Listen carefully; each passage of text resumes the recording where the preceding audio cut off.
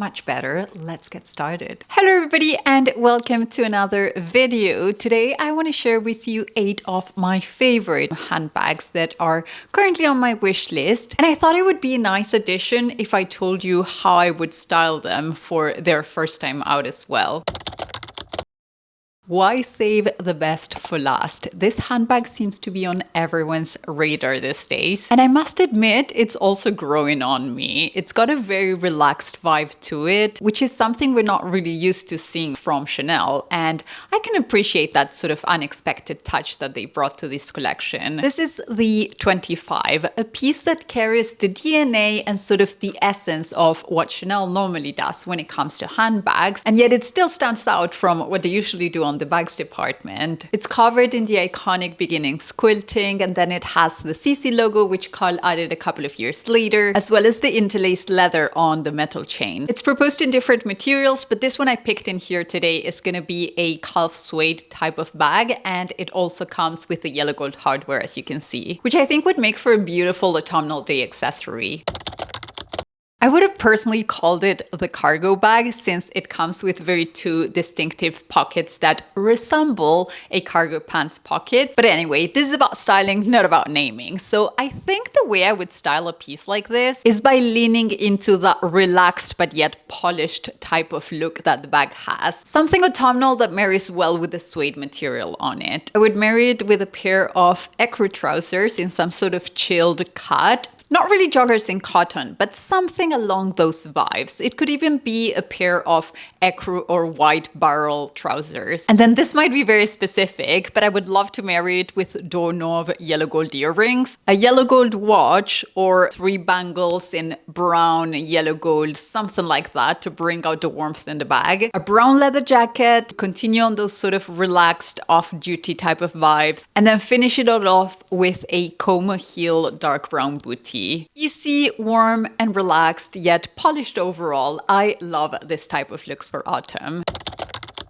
Up next, we've got this gorgeous number by Loewe. And once again, we find this kind of like trending movement on it, which we're seeing for the 3rd time today. Something I find personally very pleasing to look at. This particular handbag caught my attention because I feel like it's a very sort of sensorial experience with it. There's a lot of textures, a lot of materials at play. We've got the smooth calf burgundy leather and a suede lining interior. And there's even different textures on the chubby links from the removable strap that it comes with. Even the design on the opening with that little flap bag in it, I feel like it kind of obliges you to play around with a lot of different textures at the same time whenever you want to reach something. So to me, touching all of these materials in such a short amount of time sounds like a little bit of a playful think on the design behind this bag.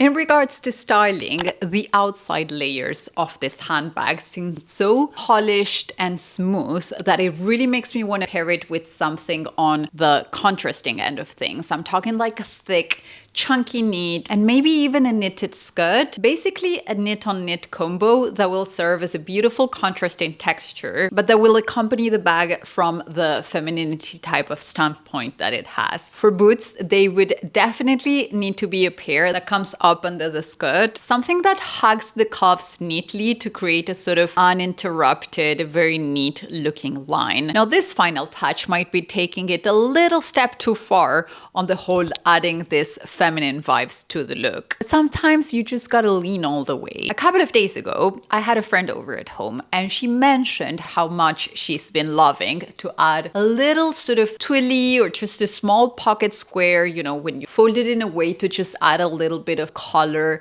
on the neckline. And so when I started to picture this outfit, I thought that little styling detail would work perfectly with this whole look. And then to top it all off, why not throw in a pair of Cartier Clash sunglasses, something that will bring the very textural vibes from the side of the sunnies to the look. It would bring the right amount of coolness and yet very eloquently clash with the rest of the look, but still kind of be the perfect piece to bring everything together on this silhouette. Actually, one other final touch I would add would be to slick back the entire hair behind on just like a very straight ponytail and get it completely out of the face. Let's talk about this gorgeous piece by Sevette, a twist on their more known iconic symmetry pochette. I've been really into shoulder bags, and this little made in Italy number made its way into my basket immediately after I started browsing for new releases and just ideas and inspiration for this fall. As per usual, I'm very drawn to the yellow gold hardware in it, and I somehow find this shape even a little more timeless in my opinion. It's quite compact, but a phone and other essentials would still fit in it, and I think I love the most the type of like polished look that this would bring to an outfit. The combination of the navy textured calf leather, the yellow gold hardware, and the trapeze shape give it a very sort of classic, timeless, ladylike elegance that I'm obsessed with.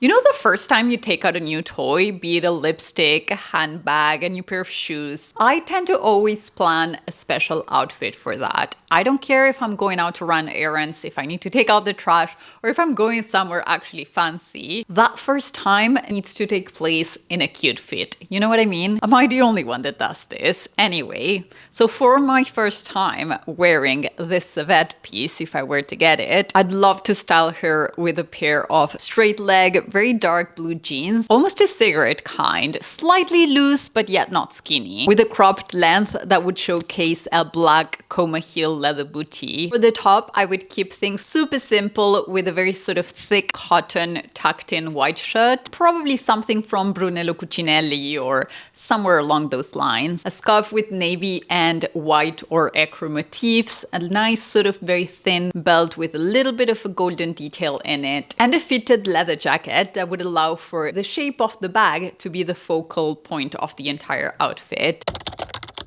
I honestly cannot remember the last time that I filmed a wishlist video, handbag video, and I didn't include the DeMellier New York midi model. I'm starting to think there might be something rooted in like some deep fashionista memories of the resemblance it has with the Celine Phantom handbag from Phoebe Philo times, because that was very much in fashion when I went to university, and there might be something going on with my memory cables in there. This is a model I own and I absolutely love, although mine is in the black croco leather, and so because it hasn't been that cold in Paris just yet, I haven't taken it out to play. So I've been browsing on a couple of different options for autumn. Don't get me wrong, I'm not complaining. Paris sunshine has been absolutely divine, just as divine as this embossed leather handbag. It comes in yellow gold hardware, and what particularly attracted me to it was the nuances that the color of the embossing creates when the light hits it from different angles. I also think it's a bag that we could easily wear all year round, but this is how I would style it for autumn.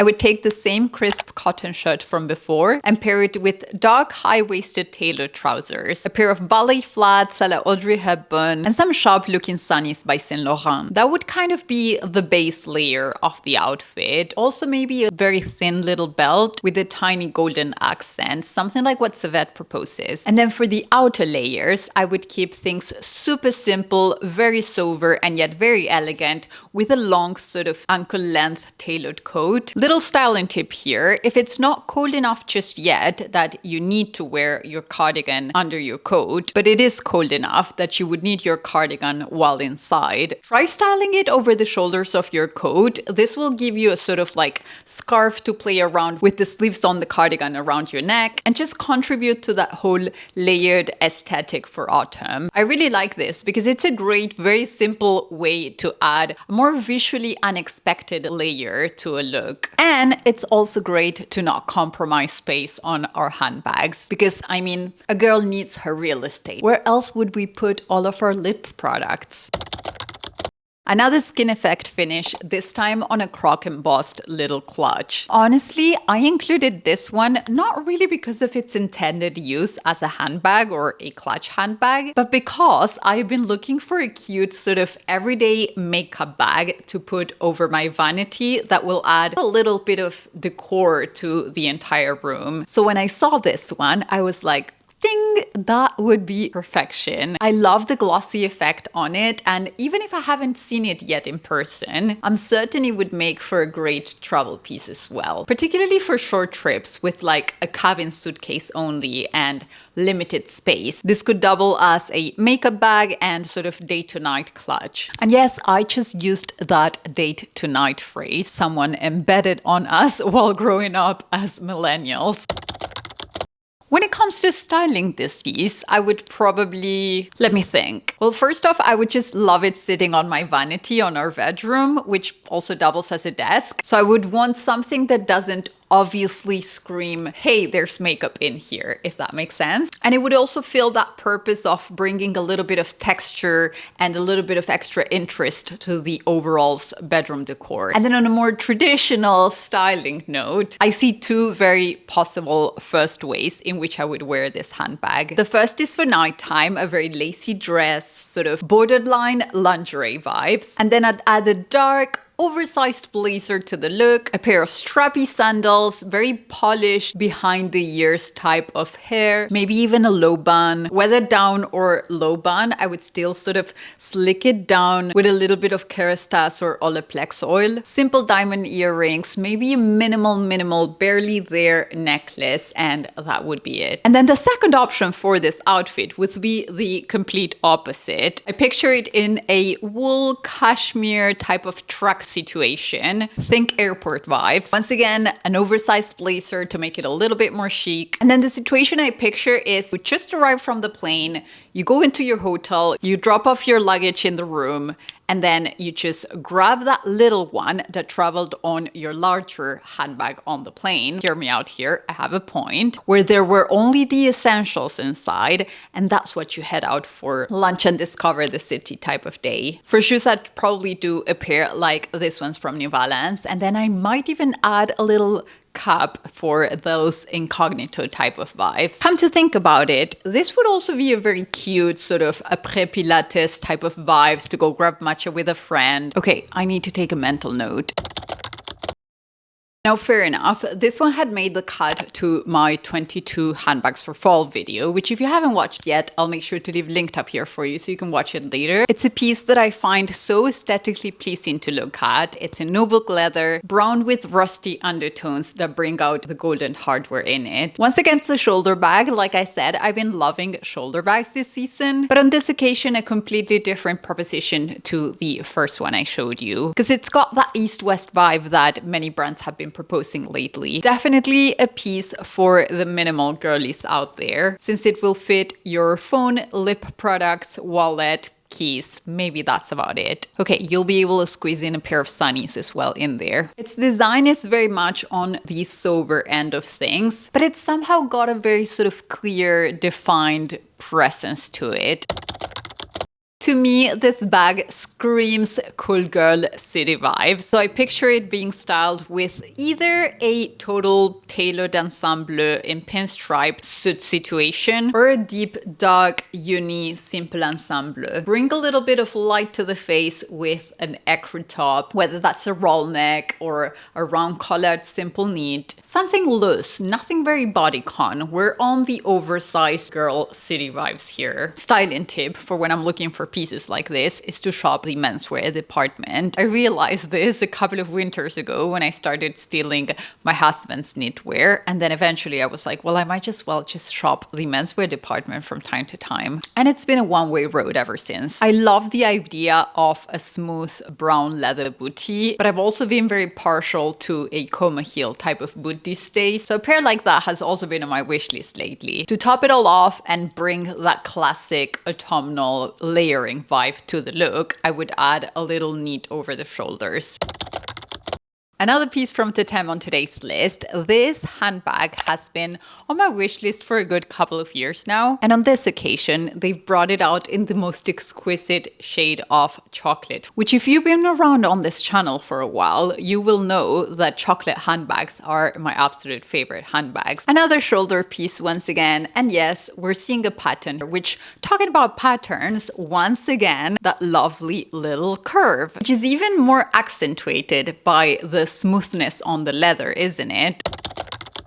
I start off with a contrasting texture, like this fabric trench coat I added to my collection recently, and I've been loving to style against smooth textured handbags. And to break the whole brown on brown type of vibes, I'd bring in a pair of blue jeans, something like the ones we saw on the second look. I'd probably marry this with a pair of laced booties, which I also have in my wardrobe. For the top, I'd keep things very, very simple, either a round neckline or an ecru roll neck, something like that, depending on how cold it is outside.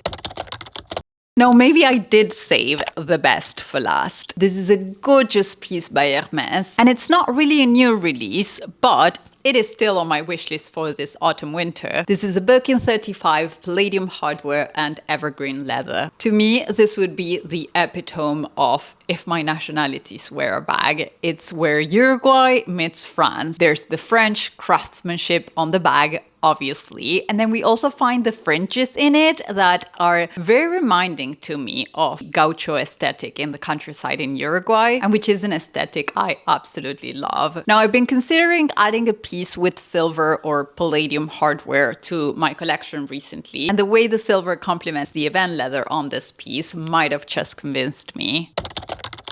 Starting off with a deep navy, almost midnight blue type of tailored trousers, a white tee, a camel, cashmere or wool, whichever type of knit you prefer, little round collared sweater, and a scarf with navy and ecru accents that's worn with the triangle towards the back and then those two other sides just down in here. Scout girl type of vibe. A belt with round silver studs. I personally have this one from Massimo Dutti, but then again, the original version is the one from Kate. Brown smooth leather boots. And if a coat is needed, something long and tailored will cut it. All right, you guys, that was it for today's video. I hope you enjoyed yourselves. Thank you all so much for watching. And if you're not done, you know the drill already. I'll leave you 2 more in here and then you can binge a little bit more and I'll see you on the next one. Bye.